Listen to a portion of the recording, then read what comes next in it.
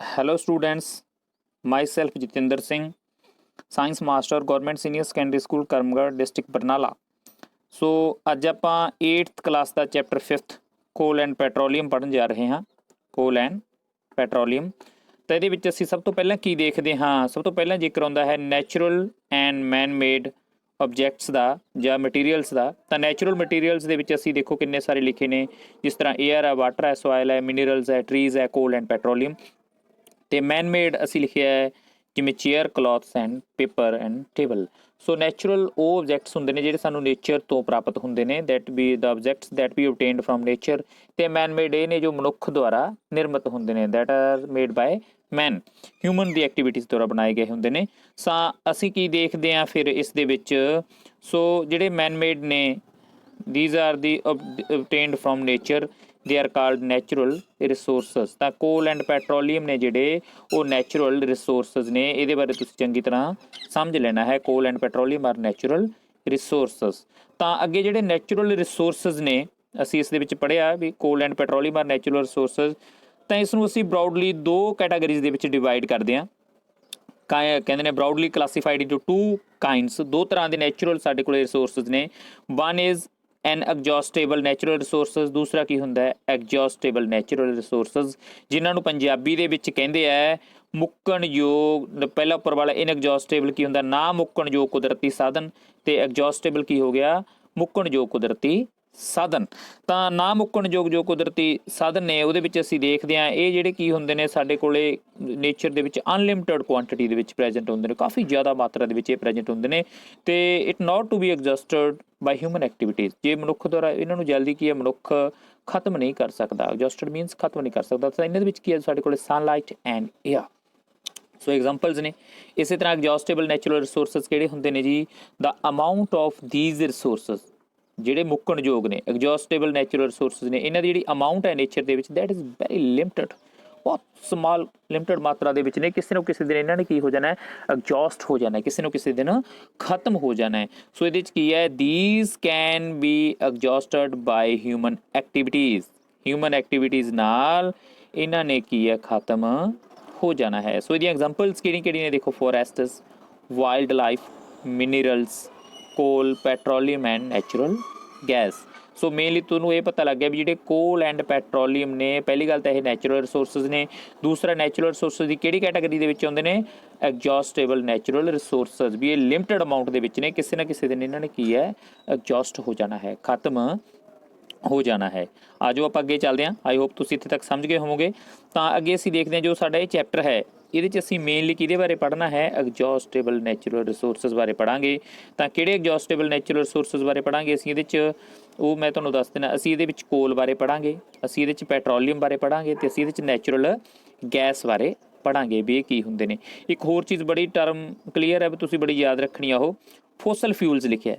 Fossil fuels ਕੀ ਹੁੰਦੇ ਨੇ, the fuel that we get from the dead remains of living organisms. ਉਹ fuel ਜਿਹੜਾ ਸਾਨੂੰ ਡੈਡ ਰਿਮੇਨਸ ਮਤਲਬ ਮ੍ਰਿਤ ਜੀਵਾਂ ਦੇ ਅਵਸ਼ੇਸ਼ਾਂ ਤੋਂ ਮਿਲਦਾ ਹੈ, ਉਸ ਨੂੰ ਅਸੀਂ ਫੋਸਲ ਫਿਊਲਸ ਕਹਿੰਦੇ ਹਾਂ।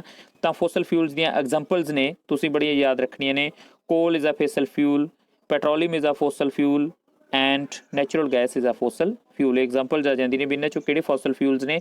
ਤਾਂ ਕਿਹੜੇ ਕਿਹੜੇ ਆਉਣਗੇ ਸਾਡੇ ਕੋਲ, ਕੋਲ, petroleum and natural gas. So I hope ਤੁਸੀਂ ਸਮਝ ਗਏ ਹੋਵੋਗੇ। ਆ ਜਾਓ ਆਪਾਂ ਹੁਣ ਇਹਨਾਂ ਤਿੰਨਾਂ ਟੌਪਿਕ ਦੇ ਵਿੱਚੋਂ ਇੱਕ ਕੋਲ ਬਾਰੇ ਪੜ੍ਹਨਾ ਸ਼ੁਰੂ ਕਰਦੇ ਹਾਂ। ਬਟ ਇਜ਼ ਅ ਕੋਲ, ਦੇਖੋ ਪਿਕਚਰ ਤੁਹਾਨੂੰ ਕੋਲ ਦੀ ਦਿਖਾਈ ਗਿਆ, ਕੋਲਾ ਜੋ ਅਸੀਂ ਘਰੇ ਵਰਤਦੇ ਹਾਂ। It is a hard as a stone, ਇੱਕ ਹਾਰਡ ਹੁੰਦਾ ਜਿਸ ਤਰ੍ਹਾਂ ਸਟੋਨ ਪੱਥਰ ਦੀ ਤਰ੍ਹਾਂ ਹੁੰਦਾ ਹੈ, ਐਂਡ ਬਲੈਕ ਇਨ ਕਲਰ, ਇਹਦਾ ਕਲਰ ਕੀ ਹੁੰਦਾ ਹੈ ਬਲੈਕ। ਤਾਂ ਅੱਗੇ ਕੀ ਹੈ ਦੇਖੋ, coal is one of the fuel use to cook food. ਜਿਹੜਾ ਕੋਲ ਹੈ ਇੱਕ ਤਰ੍ਹਾਂ ਦਾ ਫਿਊਲ ਹੈ, ਕਿਹਦੇ ਲਈ ਵਰਤੇ ਜਾਂਦਾ ਇਹ ਭੋਜਨ ਪਕਾਉਣ ਲਈ। ਕੋਲੇ ਤੋਂ ਸਾਨੂੰ ਪਤਾ ਸੀ ਘਰਾਂ ਦੇ ਵਿੱਚ ਯੂਜ਼ ਕਰਦੇ ਹਾਂ। ਇਨ ਅਰਲੀਅਰ ਡੇਜ਼, ਪੁਰਾਣੇ ਸਮਿਆਂ ਦੇ ਵਿੱਚ ਇਸ ਦੀ ਵਰਤੋਂ ਕਿੱਥੇ ਕੀਤੀ ਜਾਂਦੀ ਸੀ, ਰੇਲਵੇ ਇੰਜਨਸ ਨੇ ਜਿਹੜੇ ਉਹਨਾਂ 'ਚ ਸਟੀਮ ਪ੍ਰੋਡਿਊਸ ਕਰਨ ਲਈ ਕੋਲੇ ਦੀ ਵਰਤੋਂ ਕੀਤੀ ਜਾਂਦੀ ਸੀ, ਕਹਿੰਦੇ ਹੁੰਦੇ ਸੀ ਵੀ ਕੋਲੇ ਵਾਲੇ ਇੰਜਨ ਨੇ। ਇਸ ਤੋਂ ਇਲਾਵਾ ਇਸ ਦੀ ਵਰਤੋਂ ਕੀਤੀ ਜਾਂਦੀ ਹੈ ਥਰਮਲ ਪਾਵਰ ਸਟੇਸ਼ਨਸ ਦੇ ਵਿੱਚ। ਜੋ ਥਰਮਲ ਪਾਵਰ ਸਟੇਸ਼ਨਸ ਨੇ ਉਹ ਕੀ ਹੁੰਦੇ ਨੇ, ਜਿੱਥੇ ਬਿਜਲੀ ਪੈਦਾ ਕੀਤੀ ਜਾਂਦੀ ਹੈ ਉੱਥੇ ਇਸ ਦੀ ਕੀ ਹੈ ਵਰਤੋਂ ਕੀਤੀ ਜਾਂਦੀ ਹੈ, thermal power plant to produce electricity. ਇਸ ਤੋਂ ਇਲਾਵਾ ਇਸ ਨੂੰ ਅਸੀਂ ਇੰਡਸਟਰੀ ਦੇ ਵਿੱਚ ਵੀ ਫਿਊਲ ਦੇ ਤੌਰ 'ਤੇ ਯੂਜ਼ ਕਰਦੇ ਹਾਂ। ਸੋ ਇਹ ਵਾਲੇ ਕੀ ਨੇ ਕੋਲ ਦੇ ਕੁਝ ਕੁ ਯੂਜ਼ਸ ਨੇ, ਇਹ ਤੁਸੀਂ ਪੜ੍ਹ ਲੈਣੇ ਨੇ, 3 ਜਾਂ 4 ਪੁਆਇੰਟ ਬਣਦੇ ਨੇ। ਅਤੇ ਉਸ ਤੋਂ ਬਾਅਦ ਆ ਗਿਆ ਜੀ ਆਪਣੇ ਕੋਲ ਸਟੋਰੀ ਆਫ ਦਾ ਕੋਲ। ਹੁਣ ਆਪਾਂ ਇਹਦੀ ਸਟੋਰੀ ਪੜ੍ਹਦੇ ਹਾਂ ਵੀ ਕੋਲਾ ਬਣਿਆ ਕਿਸ ਤਰ੍ਹਾਂ। ਬੜਾ ਇੰਪੋਰਟੈਂਟ ਕੁਐਸਚਨ ਇਹ ਆਉਂਦਾ ਵੀ ਹੁੰਦਾ ਪੇਪਰ ਦੇ ਵਿੱਚ। ਤਾਂ ਸਟੋਰੀ ਆਫ ਦਾ ਕੋਲ ਕੀ ਹੈ ਬੱਚੇ, ਤਾਂ ਇਹਦੇ 'ਚ ਅਸੀਂ ਦੇਖਦੇ ਹਾਂ ਲਗਭਗ ਅਬਾਊਟ 300 ਬਿਲੀਅਨਸ ਈਅਰਸ ਅਗੋ ਦੀ ਗੱਲ ਹੈ ਇਹ, ਜਦੋਂ ਸਾਡੀ ਧਰਤੀ ਦੇ ਉੱਪਰ ਕਾਫੀ ਸਾਰੇ ਡੈਂਸ ਫੋਰੈਸਟ ਸਨ। ਡੈਂਸ ਫੋਰੈਸਟ ਮੀਨਸ ਸੰਘਣੇ ਜੰਗਲ ਸਨ। ਤਾਂ ਉਹਨਾਂ ਉੱਪਰ ਕੀ ਹੋਇਆ, ਵੈਟਲੈਂਡ ਏਰੀਆ ਦੇ ਵਿੱਚ ਸਨ। ਵੈਟਲੈਂਡ ਏਰੀਆ ਮੀਨਸ ਦਲਦਲੀਆਂ ਥਾਵਾਂ ਦੇ ਵਿੱਚ। ਤਾਂ ਕਿਸੇ ਕਾਰਨ ਕੁਝ ਨਾ ਕੁਝ ਕਾਰਨ ਉਹ ਜਿਹੜੇ ਜੰਗਲ ਸੀਗੇ they are got buried. Buried means ਦੱਬੇ ਜਾਣਾ, ਵਰੀਡ ਅੰਡਰ ਦਾ ਸੋਇਲ, ਮਿੱਟੀ ਦੇ ਨੀਚੇ ਦੱਬ ਗਏ। ਉਹ ਮਿੱਟੀ ਦੇ ਨੀਚੇ ਦੱਬਣ ਦੇ ਨਾਲ ਕੀ ਹੋਇਆ, ਉਹ ਜਿਉਂ ਜਿਉਂ ਉਹਨਾਂ ਉੱਪਰ ਹੋਰ ਮਿੱਟੀ ਪਈ ਗਈ, ਠੀਕ ਹੈ, ਦੇ ਆਰ ਕੰਪਰੈਸਡ, ਕੀ ਹੋ ਗਏ ਉਹ ਕਹਿੰਦੇ ਨੇ ਕੰਪਰੈਸਡ ਹੋ ਗਏ। ਅਤੇ ਉਸ ਤੋਂ ਬਾਅਦ ਕੀ ਹੋਇਆ ਜੀ, ਉਹਨੇ ਪੀੜਤ ਹੋਈ ਗਏ ਤਾਂ ਉਹਦਾ ਟੈਂਪਰੇਚਰ ਤੇ ਹਾਈ ਹੋ ਗਿਆ। ਜਦੋਂ ਨੀਚੇ ਦੱਬ ਗਏ ਪ੍ਰੈਸ਼ਰ ਵੀ ਇਨਕਰੀਜ਼ ਹੋ ਗਿਆ ਅਤੇ ਟੈਂਪਰੇਚਰ ਵੀ ਇਨਕਰੀਜ਼ ਹੋ ਗਿਆ। Under high pressure and high temperature ਤਾਂ ਜਿਹੜੇ ਡੈਡ ਪਲਾਂਟਸ ਸੀਗੇ ਗੋਟ ਸਲੋਲੀ ਕਨਵਰਟਡ ਇਨਟੂ ਕੋਲ। ਤਾਂ ਜਦੋਂ ਜ਼ਿਆਦਾ ਟੈਂਪਰੇਚਰ ਹੋਇਆ ਅਤੇ ਜ਼ਿਆਦਾ ਉਹ ਹੋਇਆ ਤਾਂ ਜਿਹੜੇ ਪਲਾਂਟਸ ਸੀਗੇ ਕਾਹਦੇ 'ਚ ਕਨਵਰਟ ਹੋ ਗਏ, ਕੋਲ ਦੇ ਵਿੱਚ। ਕੋਲਾ ਬਣ ਗਿਆ ਇਹਨਾਂ ਪਲਾਂਟਸ ਤੋਂ, ਜਿਵੇਂ ਫੋਰੈਸਟ ਤੋਂ। ਤਾਂ ਇਟ ਮੀਨਸ ਹੁਣ ਸਾਨੂੰ ਪਤਾ ਲੱਗ ਗਿਆ ਵੀ ਗੈਟ ਕੋਲ ਸਾਨੂੰ ਕਿੱਥੋਂ ਮਿਲਿਆ, ਪਲਾਂਟਸ ਤੋਂ, dead remains of the plants ਤੋਂ। ਇਹ ਗੱਲ ਯਾਦ ਰੱਖਣੀ ਹੈ। ਉਸ ਤੋਂ ਇਲਾਵਾ ਜਿਹੜਾ ਪ੍ਰੋਸੈਸ ਸੀਗਾ ਵੀ ਜਿਹੜੇ ਪਲਾਂਟਸ ਸੀਗੇ, the process of conversion of dead vegetation, dead vegetation means plants ਨੂੰ ਕਹਿੰਦੇ ਨੇ ਇਨਟੂ ਕੋਲ। ਇਸ ਪ੍ਰੋਸੈਸ ਨੂੰ ਕੀ ਕਹਿੰਦੇ ਆ, ਕਾਰਬੋਨਾਈਜੇਸ਼ਨ। ਇਹ ਬੜਾ ਇੰਪੋਰਟੈਂਟ ਕੁਐਸਚਨ ਹੈ ਵੀ ਕਾਰਬੋਨਾਈਜੇਸ਼ਨ ਕੀ ਕਹਿੰਦੇ ਆ। The process of converting of dead vegetation into coal is called carbonization. ਤਾਂ ਇਹਦੇ 'ਚ ਤੁਸੀਂ ਜੋ ਮੇਨ ਗੱਲ ਹੈ ਉਹ ਇਹ ਯਾਦ ਰੱਖਣੀ ਹੈ ਵੀ ਇਹਨੂੰ ਕਾਰਬੋਨਾਈਜੇਸ਼ਨ ਕਹਿੰਦੇ ਨੇ ਇਸ ਪ੍ਰੋਸੈਸ ਨੂੰ। ਸੈਕਿੰਡ ਕੀ ਹੈ, ਕੋਲ ਕੀ ਹੈ, ਫੋਸਲ ਫਿਊਲ ਹੈ ਅਤੇ ਕਿੱਥੋਂ ਮਿਲਦਾ ਹੈ, ਕਿਤੋਂ ਬਣਿਆ, ਪਲਾਂਟਸ ਦੇ ਡੈਡ ਰੀਮੇਨਸ ਦੇ ਵਿੱਚੋਂ। ਤਾਂ ਜੋ ਆਪਾਂ ਹੁਣ ਅੱਗੇ ਪੜ੍ਹਦੇ ਹਾਂ। ਅੱਗੇ ਕੀ ਹੈ ਸਾਡੇ ਕੋਲ, ਦੇਖੋ ਇਹ ਇਸ ਤਰ੍ਹਾਂ ਕੋਲੇ ਦੀ ਮਾਈਨ ਕਾਫੀ ਲੱਖਾਂ ਸਾਲ ਲੱਗ ਜਾਂਦੇ ਨੇ ਕੋਲਾ ਬਣਾਉਣ ਲੱਗੇ। ਇੱਕ ਗੱਲ ਬੜੀ ਯਾਦ ਰੱਖਣੀ ਵੀ ਕੋਲੇ ਨੂੰ ਕੀ ਅਸੀਂ ਲੈਬੋਰਟਰੀ, ਜਿਵੇਂ ਸਾਡੀ ਸਾਇੰਸ ਲੈਬ ਹੈ, ਕੀ ਅਸੀਂ ਉਹ 'ਚ ਕੋਲੇ ਨੂੰ ਬਣਾ ਸਕਦੇ ਹਾਂ? ਦਾ ਆਨਸਰ ਇਜ਼ ਨੋ। ਅਸੀਂ ਬਿਲਕੁਲ ਨਹੀਂ ਬਣਾ ਸਕਦੇ, ਕਿਉਂਕਿ ਜੇ ਪਲਾਂਟਸ ਤੋਂ ਕੋਲਾ ਬਣਦਾ ਹੈ ਤਾਂ ਇਹਨੂੰ ਕੀ ਕਰਦੇ ਨੇ, ਅਬਾਊਟ ਮਿਲੀਅਨ ਈਅਰਸ ਲੱਗਦੇ ਨੇ, ਲੱਖਾਂ ਕਰੋੜਾਂ ਸਾਲ ਲੱਗਦੇ ਨੇ। ਤਾਂ ਇਹਨੂੰ ਅਸੀਂ ਕੀ ਹੈ, ਨਹੀਂ ਬਣਾ ਸਕਦੇ ਹੈਗੇ। ਸੈਕਿੰਡ ਤੁਹਾਨੂੰ ਬੜਾ ਕੁਐਸਚਨ ਪੁੱਛਿਆ ਜਾਂਦਾ ਵੀ ਜਦੋਂ ਅਸੀਂ ਕੋਲ ਨੂੰ ਬਰਨ ਕਰਦੇ ਹਾਂ, ਕੋਲ ਇੱਕ ਫਿਊਲ ਆ, ਜਦੋਂ ਅਸੀਂ ਇਹਨੂੰ ਬਰਨ ਕਰਾਂਗੇ ਤਾਂ ਕਿਹੜੀ ਗੈਸ ਪ੍ਰੋਡਿਊਸ ਹੋਊਗੀ, ਕਾਰਬਨ ਡਾਈਆਕਸਾਈਡ ਗੈਸ। ਇਹ mainly carbon dioxide gas produce ਹੁੰਦੀ ਹੈ, ਯਾਦ ਰੱਖਣਾ ਹੈ।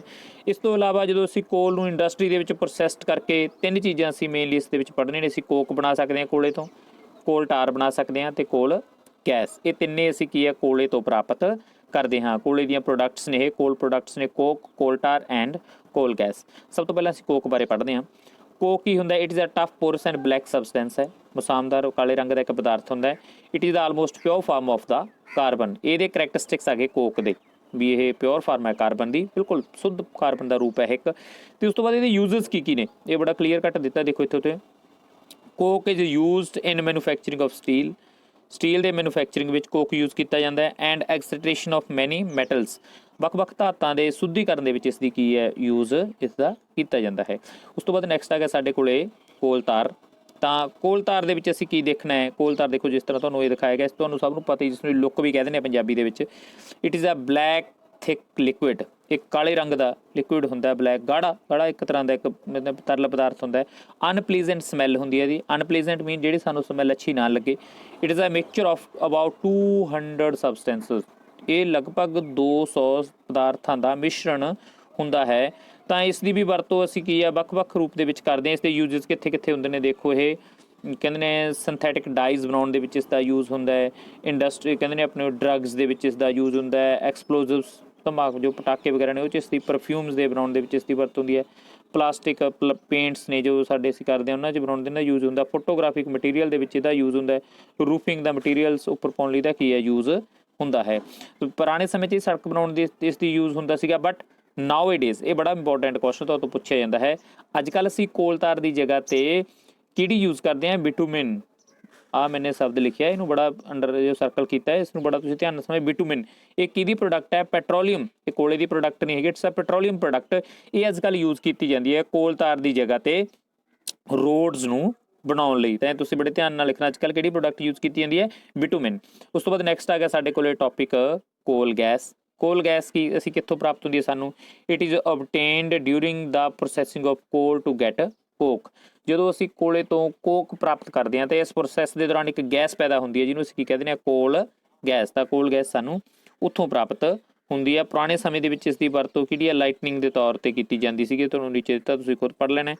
ਹੁਣ ਅੱਗੇ ਕੋਲ ਗੈਸ ਦਾ ਉਪਯੋਗ ਇਸ ਨੂੰ ਅਸੀਂ ਕਿੱਥੇ ਯੂਜ਼ ਕਰਦੇ ਹਾਂ? It is used as a fuel in many industries. Industry ਦੇ ਵਿੱਚ ਅਸੀਂ ਇਸ ਨੂੰ ਫਿਊਲ ਦੇ ਤੌਰ 'ਤੇ ਕੀ ਹੈ ਯੂਜ਼ ਕਰਦੇ ਹਾਂ, ਮਤਲਬ ਬਾਲਣ ਦੇ ਰੂਪ ਵਿੱਚ ਵਰਤਦੇ ਹਾਂ। ਆਈ ਹੋਪ ਤੁਸੀਂ ਇੱਥੇ ਤੱਕ ਸਮਝ ਗਏ ਹੋਵੋਗੇ। ਅਸੀਂ ਕਹਿੰਦੇ ਨੇ ਨੈਚੁਰਲ ਰਿਸੋਰਸਸ, ਉਹਨਾਂ ਦੀਆਂ ਟਾਈਪਸ ਅਤੇ ਕੋਲ ਬਾਰੇ ਪੜ੍ਹਿਆ ਹੈ, ਜਾਂ ਕੋਲ ਦੀਆਂ ਪ੍ਰੋਡਕਟਸ ਬਾਰੇ ਵੀ ਅਸੀਂ ਜਾਣਕਾਰੀ ਪ੍ਰਾਪਤ ਕੀਤੀ ਹੈ। ਬਾਕੀ ਆਪਣਾ ਟੌਪਿਕ ਜੋ ਪੈਟਰੋਲੀਅਮ ਹੈ ਉਹ ਅਸੀਂ ਨੈਕਸਟ ਟੌਪਿਕ ਦੇ ਵਿੱਚ ਕਰਾਂਗੇ। ਆਈ ਹੋਪ ਤੁਸੀਂ ਇੱਥੇ ਤੱਕ ਸਮਝ ਗਏ ਹੋਵੋਗੇ। Thank you all of you.